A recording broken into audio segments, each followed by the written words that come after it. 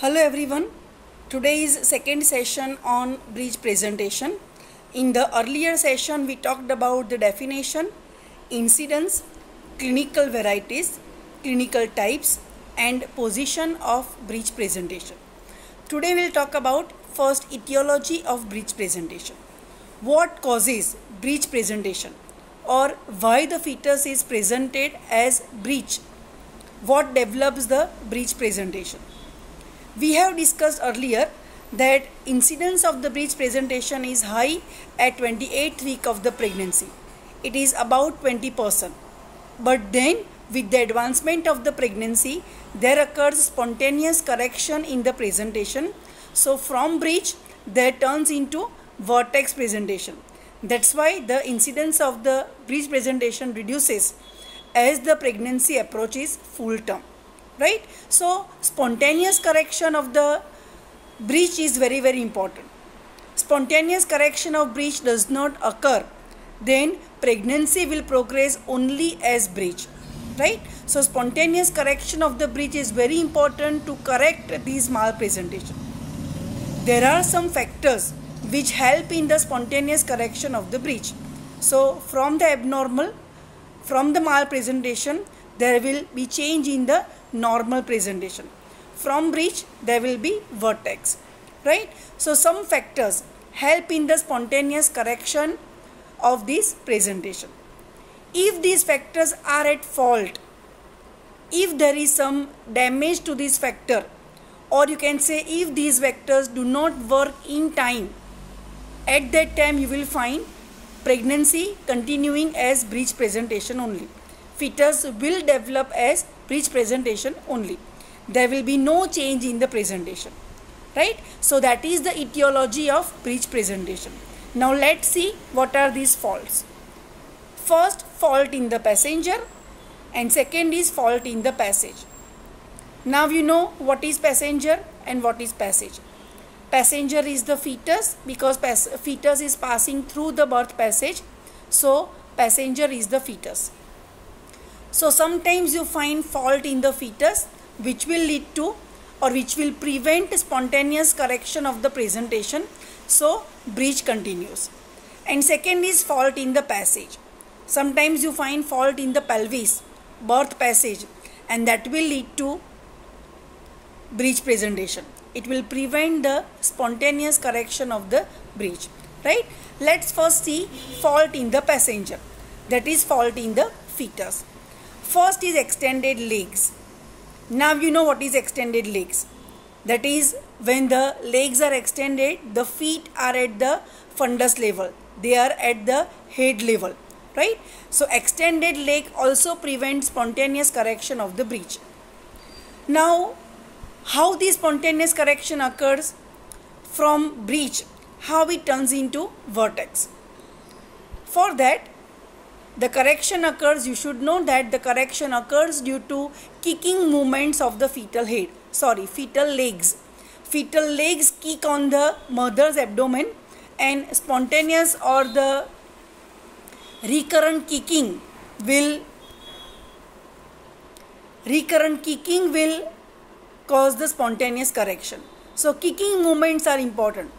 Kicking movement એટલે લાત મારે, પગથી લાત મારે મધરને એબ્ડોમેન પર, અને ફ્રીક્વન્ટલી એ લાત મારે એટલે પોઝિશન ચેન્જ થાય, પ્રેઝન્ટેશન ચેન્જ થાય, બ્રીચમાંથી વર્ટેક્સ થાય. Right? Now normally you think when the kicking movements are possible, whether legs are extended or legs are flexed. You can relate this with one example. Suppose if you are on the playground and wants to kick a ball. You are playing a football and wants to kick the ball. Right? What will you do to kick the ball? How will you kick the ball? Generally, we flex our one leg. Before we kick the ball, we flex our leg. And then we kick the ball. We don't straightaway kick the ball. Right? So these can be applicable to the fetus also. When the legs are flexed, the kicking on the mother's abdominal wall can be better done. When the legs are extended, kicking movements are not possible. So this will not lead to spontaneous correction. pregnancy continues as breech with extended legs. That is the, you can say, the frank breech, right, where breech is with the extended legs. So because the legs are extended, the kicking movements are not possible, so spontaneous correction in the presentation will not occur, and the pregnancy continues as breech only, right. Second fault is prematurity.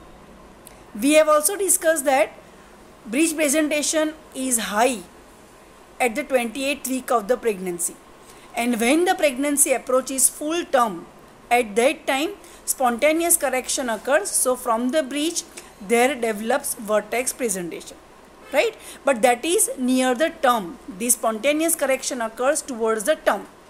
But in prematurity, when the fetus is born at about 28th week of the pregnancy, or you can say before full term, there will be no chance of having spontaneous correction. Before spontaneous correction of the presenting part occurs, the fetus is born, and so that fetus is born with the breech presentation only. So prematurity also prevents spontaneous correction of the fetal breech. Then multiple pregnancy. More common is twins pregnancy, when two fetuses are growing in the uterus at the same time. Now because of the presence of two fetuses in the same uterine cavity, there is no space in the cavity. For spontaneous correction, for turning of the presentation, the space in the cavity is must, right. Because of the presence of more than one fetuses in the multiple pregnancy, the space will not be there in the uterine cavity, and so version will not be possible. Spontaneous correction in the presenting part will not be possible. Next is hydrocephalus. Hydrocephalus means amniotic fluid is exaggerated. Amniotic fluid volume is more than normal. Here what happens? Spontaneous correction in the presenting part occurs.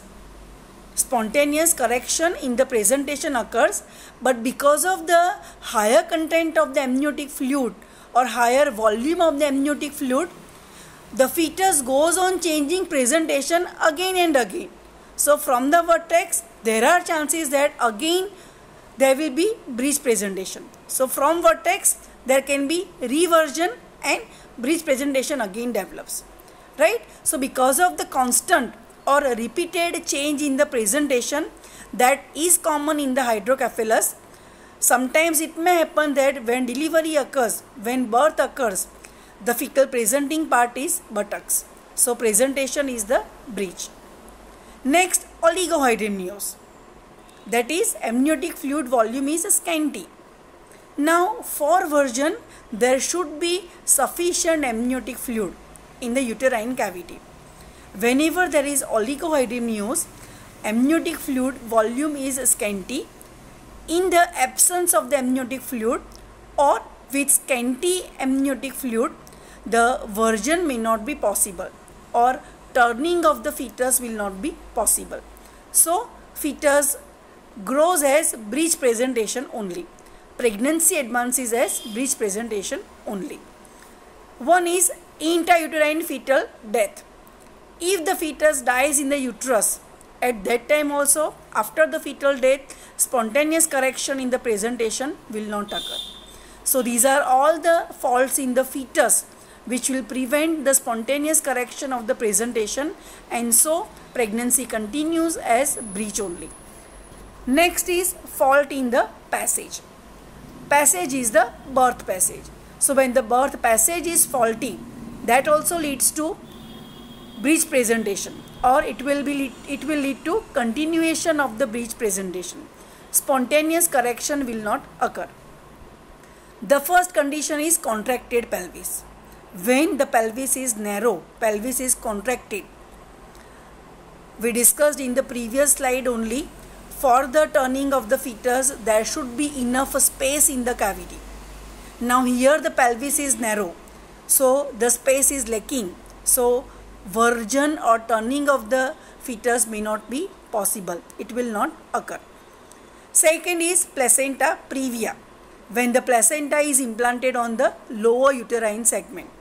Whenever there is placenta previa, there are chances that due to the low implantation of the placenta, during turning of the fetus, there can be separation of the placenta and it will lead to antepartum hemorrhage, right? So, because of this, sometimes due to placenta previa, there may not be spontaneous correction of the presentation. Pregnancy continues as breech only. Hydramnios or polyhydramnios, you can discuss or you can mention this factor in both fault in the passage as well as fault in the passenger. We discussed this in detail in the previous slide only. The same thing we also discussed about the oligohydramnios. You can include both these factors either in fault in the passenger or fault in the passage. Next is congenital malformation of the uterus such as septate or bicornuate uterus. Whenever there is septate uterus, there is a septum in between the uterine cavity. This septum again separates the cavity into two parts. So, version or turning of the fetus will not be possible due to lack of space. In the bicornuate or uterus also, because of these malformation, spontaneous correction may not be possible. Lack of tone in the uterus and the abdomen, it is very important. Because for the turning of the fetal head, the tone of the muscle and the tone of the uterus is very important. The multigravida patients specially lack in this muscle tone, especially of the uterus and the abdomen. And so, version may not be possible in these patients. So, these are all the faults in the passage which will lead to continuation of the breech presentation only. Now we come to diagnosis. How the breech presentation should be diagnosed. Diagnosis can be done. Diagnosis of any condition can be done at two aspects. First, you can go for the examination of the patient, that is the clinical examination, and the clinical examination will give you some doubt regarding the diagnosis, and you can confirm that doubt through laboratory investigation, right? Here you may go for the ultrasonography to confirm your diagnosis. X-rays, radiology also helps in diagnosis, but radiation itself has its hazards. So in pregnancy, we don't advise for the X-rays, but to confirm diagnosis, the doctor can go for the USG. Patient is asked to have USG to confirm the doubts, right? So let's first begin with the clinical examination. Clinical examination again can be done at different aspects. We start with the per abdomen examination.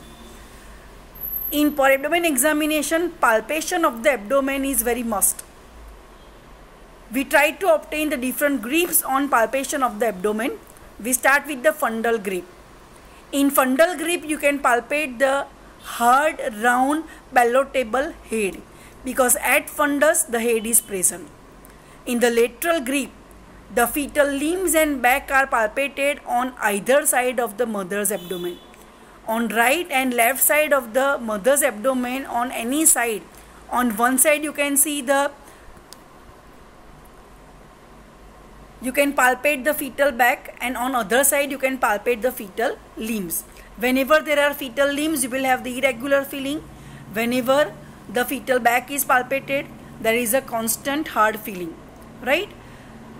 Next is the pelvic grip. Soft, broad, non-palatable buttocks are palpated because at pelvis buttocks are there because it is breech presentation. So they are felt as a soft, broad and non-palatable structure. After palpation, auscultation is also important.